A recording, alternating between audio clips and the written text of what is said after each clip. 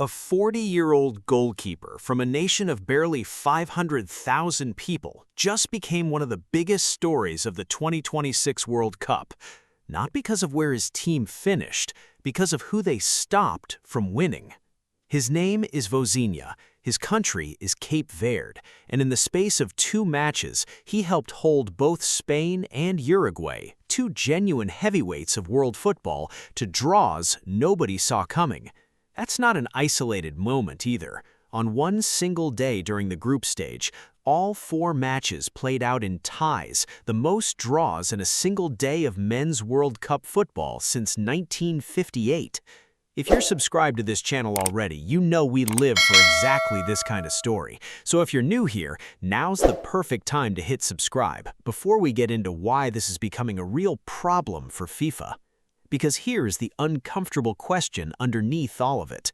What if the very format FIFA built to protect its biggest stars is the same format quietly working against them? So what's actually happening here? Let's get into it. To understand why this matters, you need to know what this World Cup was actually designed to do. FIFA expanded the tournament from 32 teams to 48 for the first time in history, spreading 60 teams' worth of group stage matches across the United States, Canada, and Mexico. The stated reasoning was inclusion, giving more nations a real shot at the world's biggest stage, but there was a quieter benefit buried in the math, too. More teams in each group meant the traditional powerhouses, the Spains and Argentinas and Frances of the world, would theoretically have an easier road through the group stage, with more cushion to absorb a bad result and still advance. That was the theory anyway. Instead, the early rounds have produced something closer to chaos. Cape Verde, ranked 67th in the world and playing in their first ever World Cup, held co-favorite Spain to a scoreless draw in Atlanta.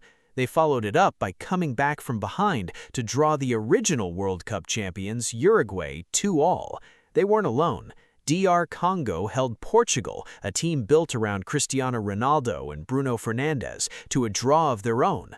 Curaçao, a nation that's never been to a World Cup before this one, frustrated Ecuador for 90 minutes despite conceding 15 shots on target, with goalkeeper Eloy Room turning in a performance some outlets rated as one of the best of the tournament so far.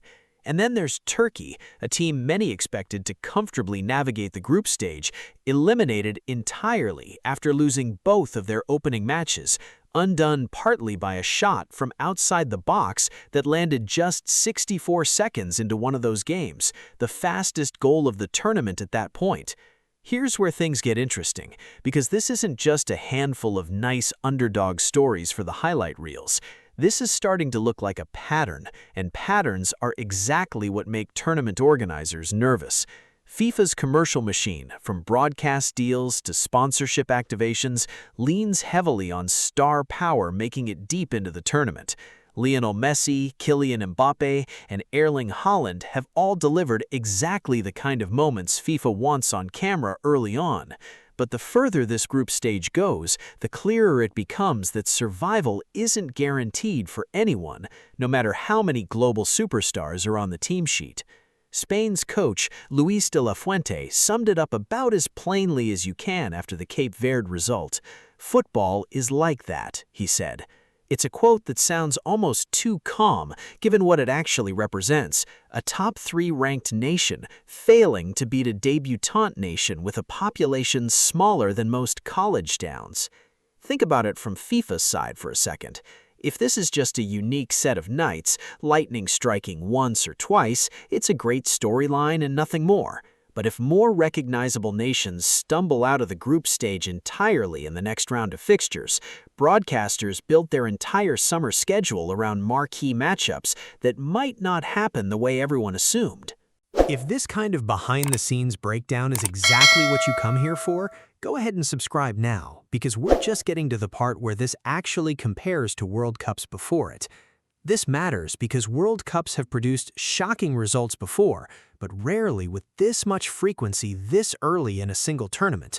Saudi Arabia stunned defending champions Argentina at the group stage in Qatar back in 2022. South Korea eliminated defending champion Germany in 2018. Those moments live forever in World Cup folklore precisely because they were rare. One shock, one tournament, one unforgettable night. The bigger issue with 2026 is that it's not happening once, it's happening repeatedly, across multiple groups, across multiple traditional powers, within the same opening 2 weeks. 4 draws in a single day isn't a fluke result, it's a sign that the gap between the so-called elite and everyone else has genuinely narrowed. Part of that comes down to scheduling and conditions unique to this tournament. 16 host cities across 3 countries means wildly different climates, altitudes, and travel demands depending on where a team is placed. Favorites who built their entire World Cup planning around comfort and rhythm are instead dealing with congested fixtures and unfamiliar conditions, while underdog nations with less reputation to protect have played with a freedom that's clearly rattled bigger names. FIFA has leaned into the expanded format as proof of a more inclusive, unpredictable World Cup, and from a pure entertainment standpoint, it's working. Ratings have actually been record-breaking in several markets, including the United States, where multiple group stage matches have already become the most-watched World Cup telecasts in English-language American history. But inclusive and unpredictable cuts both ways. The same chaos that's driving incredible viewership is the same chaos that could see a marquee nation knocked out 2 rounds earlier than broadcasters and sponsors were counting on. You're clearly the kind of fan who appreciates this level of detail, so if you haven't already, now's a great moment to subscribe, because the knockout stage is going to test every single one of these storylines. Now let's talk about what this actually means for the people living it, because stats and broadcast numbers only tell part of the story. For underdog nations, this has been close to a dream scenario. Cape Verde's run has turned Vozinha into a genuine cult figure, reportedly gaining millions of new followers in a matter of days. For a country that's never qualified for a World Cup before, 2 draws against legitimate world powers isn't just a good result, it's a national moment that will be remembered for generations. For the favorites, the experience has been far less comfortable.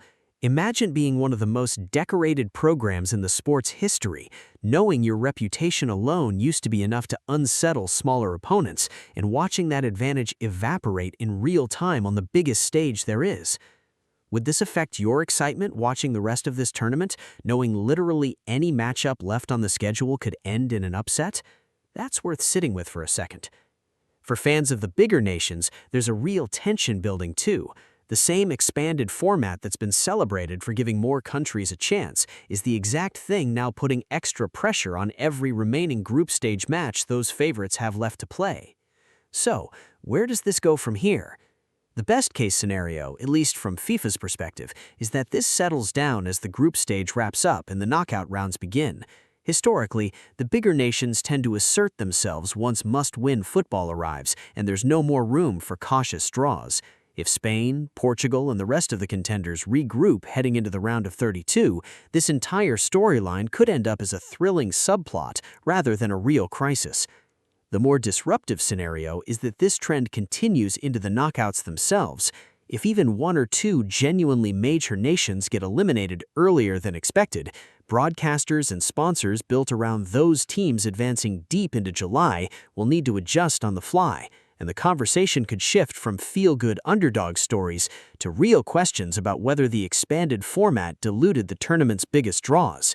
FIFA, for now, has shown no sign of treating this as anything other than good theater, with officials continuing to point to record ticket demand and record viewership as proof the format is working exactly as intended.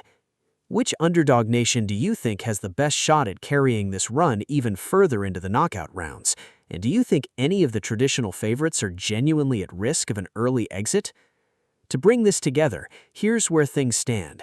A wave of underdog performances, led by Cape Verde and joined by DR Congo, Curaçao, and others, has turned the opening weeks of the 2026 World Cup into one of the most unpredictable group stages in the tournament's history. FIFA's expanded format was built partly to protect its biggest stars, but so far it's done the opposite in several headline matchups, and the knockout rounds are about to put every single one of those favorites under far more pressure than anyone expected heading into this summer.